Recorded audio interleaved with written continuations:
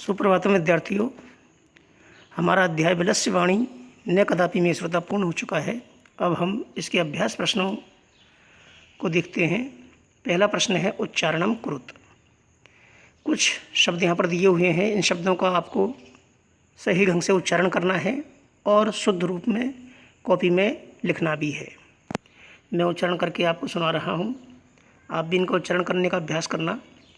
कस्मिंश्चित् कस्मिंश्चित् कस्मिंश्चित् विचिन्त्य विचिन्त्य विचिन्त्य साध्विदं साध्विदं साध्विदं साध्विदं क्षुधार्ता क्षुधार्ता क्षुधार्ता। ये एतश्रुत्वा यहाँ पर मिसप्रिंट है, इसको सही लिख लेना। आपके ऊपर जो पाठ्य पुस्तक है उसमें सही दिया हुआ है। एतच्छ्रुत्वा एतच्छ्रुत्वा एतच्छ्रुत्वा एतच्छ्रुत्वा वह संत्रस्त मनसाम वह संत्रस्त मनसाम सिंह पद्धति सिंह पद पद्धति सिंह पद पद्धति समावानम समावानम प्रतिध्वनि प्रतिध्वनि।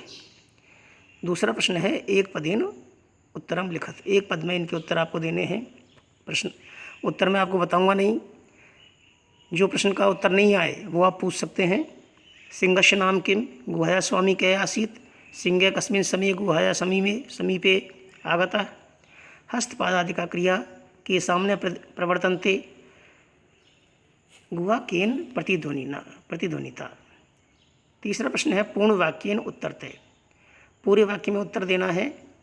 खर न करे कुत्र प्रतिवसति। इसमें महतीम गुहाम दृष्ट्वा सिंह किम अचिंत्यत सृगालय किम अचिंत्यत सृगालय कुत्र पलायित गुहाम समीपागत्य सृगालय किम पश्यति कह शोभते। इन प्रश्नों के आपको पूरे वाक्य में उत्तर लिखने हैं। अगला प्रश्न है रेखांकित पदानि आधृत्य प्रश्न निर्माणम कुरुत। क्षुधार्तः सिंह कुत्रापि आहारम ने प्राप्तवान। दूसरा है दधिपुच्छ नाम सृगालय गुहाया स्वामी आसीत ऐसा गुहा स्वामिनः सदा आवानम करोति वह संत्रस्त मनसाम हस्तपादादिका क्रिया न प्रवर्तन्ते आवानेन सृगालय विले प्रविश्य सिंहस्य भोज्यम भविष्यति। अगला प्रश्न है घटनानुसारम वाक्यानि लिखत। जो हमने ये अध्याय पढ़ा था ये कहानी है और कहानी में आप जानते हैं क्रमशः घटनाएं घटित होती है। तो इन वाक्यों को, ये जहाँ पर 7-8 वाक्य दिए हुए हैं, इनको हमें क्रम से जमाना है कि कौन सी घटना कौन सा कार्य पहले हुआ, उसी क्रम में इन वाक्यों को हमें जमाना है। अगला है यथा निर्देशम उत्तरते के है एकाम महतीम गुहाम दृष्ट्वा स अचिंत्यत अस्मिन् वाक्ये कति विशेषण पदानि संख्या सह पदानि अपि लिखत।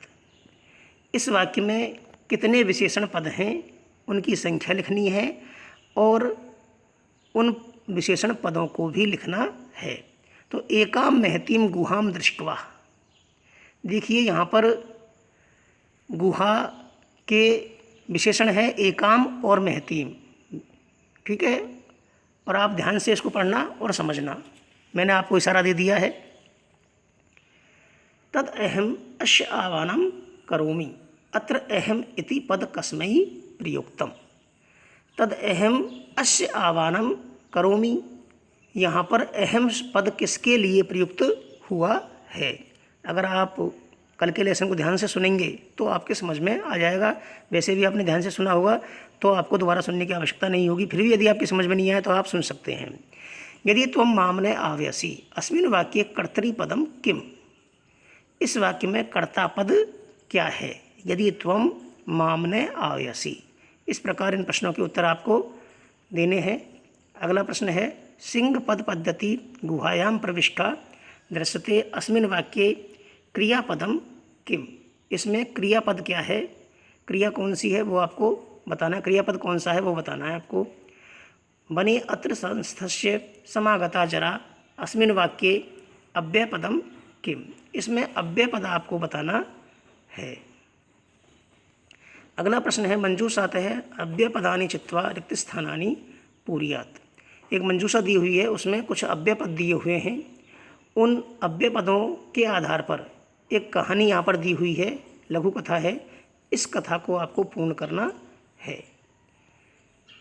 धन्यवाद। यही आज आपका होमवर्क है, ध्यान से आप करेंगे और जो प्रश्न नहीं आए उनके आप उत्तर पूछ सकते हैं।